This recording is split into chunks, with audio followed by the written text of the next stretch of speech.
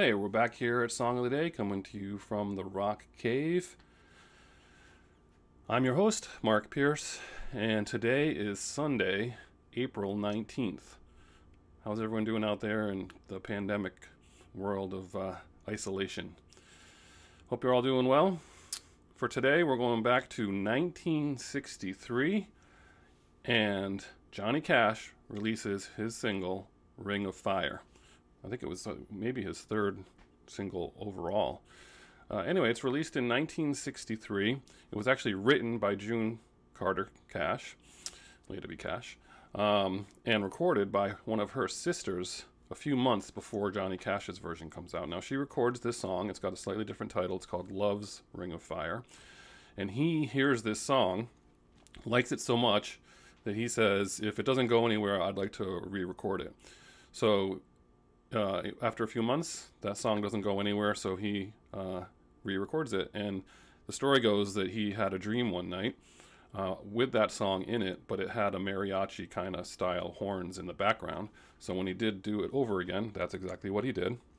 And the rest is history, because that's probably one of his biggest hits of all time. Everyone knows that song.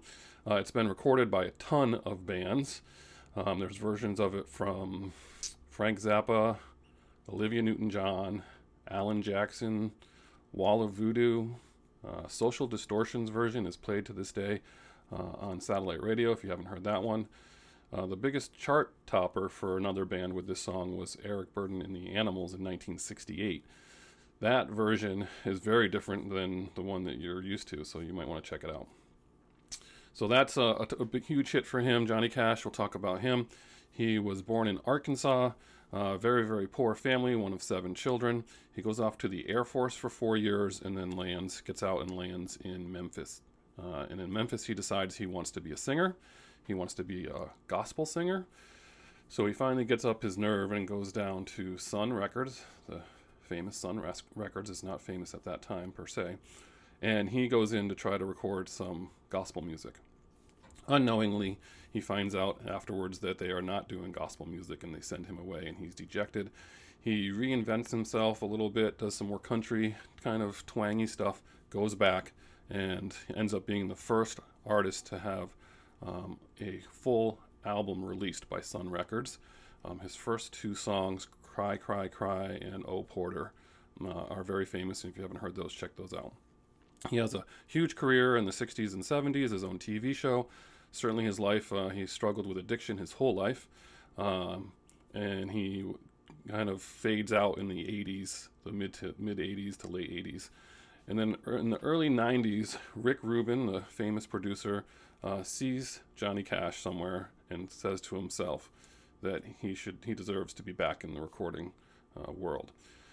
If you don't know who Rick Rubin is, I think most people have heard his name, but he's a producer. He founded Def Jam Records when he was a senior in high school. It wasn't exactly that label in high school. It would go on to become that once he pairs up. But that label, of course, famous for Beastie Boys, LL Cool J, Run DMC, Public Enemy. And later on, he's done work with Adele, AC/DC, Tom Petty, Metallica, Danzig, Slayer, Red Hot Chili Peppers, you name it. I mean, he's all over the place.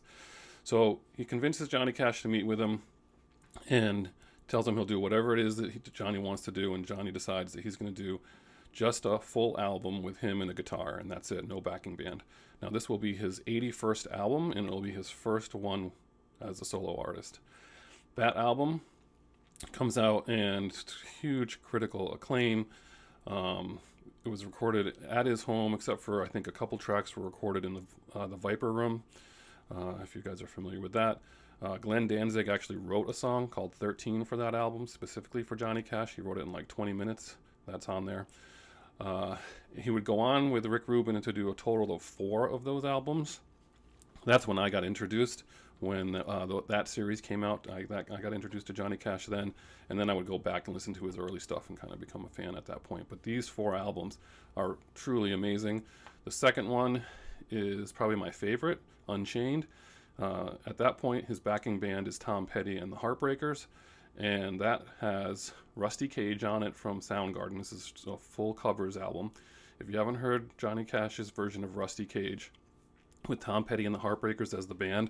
Check it out today. It is amazing. It's one of my favorites. It also has Beck's version of Rowboat on there, which is really good. And then he does I've Been Everywhere, which is that song that's kind of ubiquitous since the 1950s, where you rattle off all the names of the towns in the United States. Interestingly enough, with that song, just so you know, it was written by an Australian, and originally all the towns were Australian towns. And even now there are, I think, 4 versions, one with Australian towns, one with New Zealand towns, one with the United Kingdom towns, and one with the United States. When you go to the fourth, where are we at? Third.